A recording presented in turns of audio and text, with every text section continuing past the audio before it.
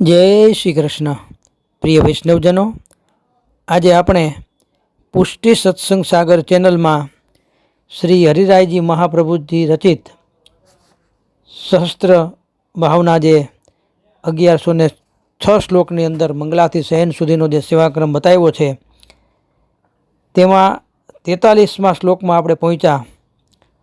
તો એ પહેલાં જો આપે પુષ્ટિ સત્સંગ સાગર ચેનલને સબસ્ક્રાઈબ ન કરી હોય તો સબસ્ક્રાઈબ કરો તથા અન્ય વૈષ્ણવ મિત્રોને શેર કરો, જેથી કરીને સત્સંગના નવા વિડીયોઝ તેમને સુધી પણ પહોંચી શકે.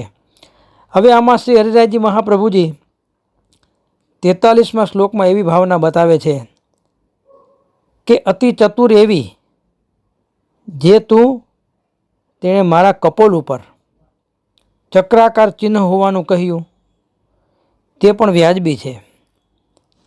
કારણ કે હું ચક્રપાણી છું, મારું એક નામ ચક્રપાણી પણ છે. તેથી મારા હાથમાં ચક્ર સદા રહે છે.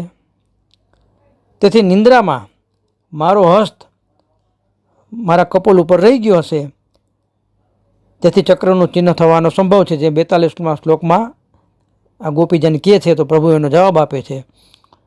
હવે 44મા શ્લોકમાં ગોપીજન શું કહે છે કે એ સખીઓ, બીજું પણ એક આશ્ચર્ય જુઓ. પ્રભુના હૃદય ઉપર દોરા વગરની માલાનું ચિહ્ન જણાય છે. માલાજી છે પણ એમાં દોરો નથી. તે માલા તો ગુણવાળી હોવી જોઈએ. તો આ ગુણ વગરની માલાનું અહીંયા શું પ્રયોજન છે? તો પ્રભુ જવાબ આપે છે કે હે ગોપિકાઓ, અત્યારે આ પ્રમાણે તમે મારી ઈર્ષા કરો છો તે યોગ્ય ન ગણાય. કેમ કે જો કે ચંદ્રસે સકલંગ છે, તો પણ રાત્રિ પોતાના ભરતા સાથે તેમ કરતી નથી. તે તો ચંદ્ર પર અનુરાગ વાળી જ રહે છે.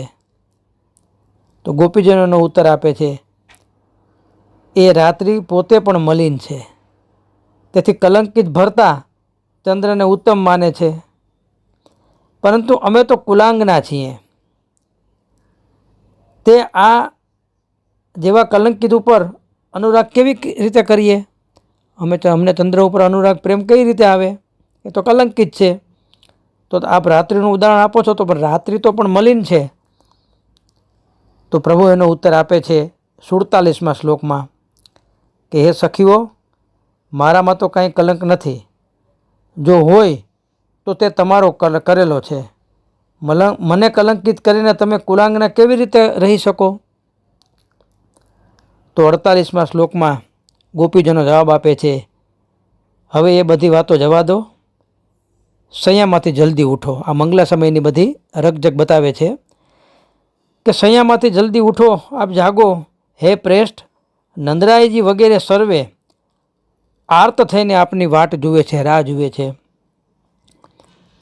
49 શ્લોકમાં પ્રભુ જવાબ આપે છે, જો તમારામાં મને ઉઠાડવાનું સામર્થ્ય હોય તો તમે મને ઉઠાડો, નહીં તો તમે શયન કરો ને હું તમને ઉઠાડું. હાલો, તમે સૂઈ જાઓ અને હું તમને ઉઠાડો.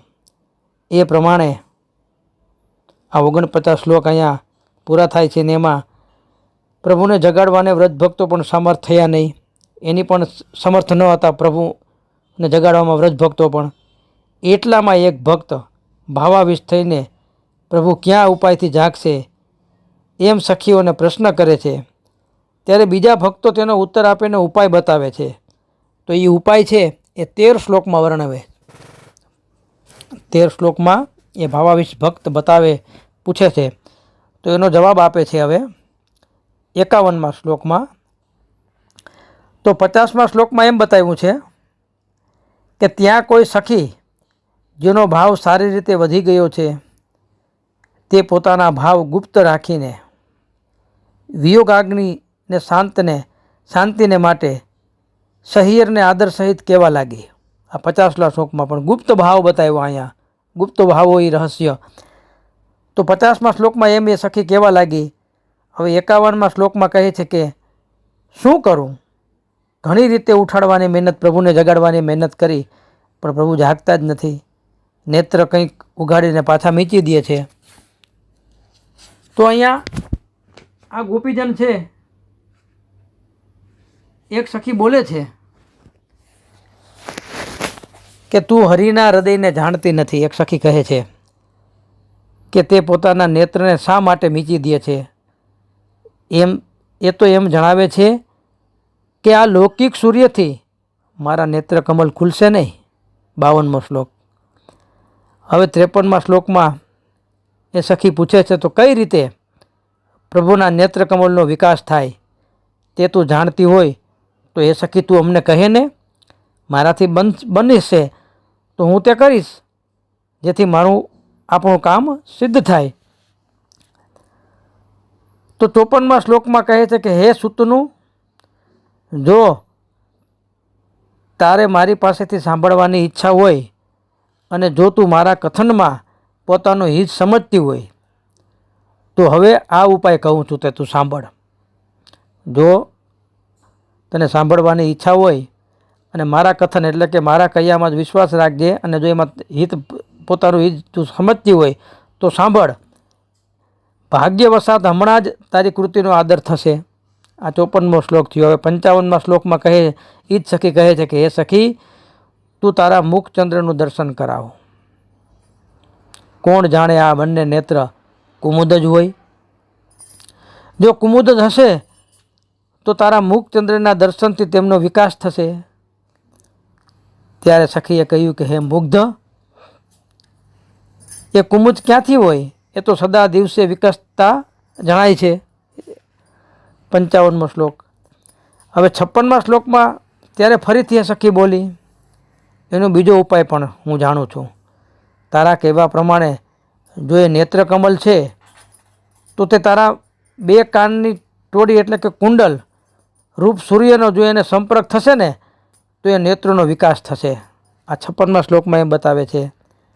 ત્યારે એ સખી બોલી, હે સખી, જો તારા કહેવાથી એ બંને ઉપાય કર્યા તો પણ પ્રભુના નેત્રકમલનો વિકાસ કેમ થયો નહીં? આલી મેં એ પણ ઉપાય મેં અજમાવી જોયો.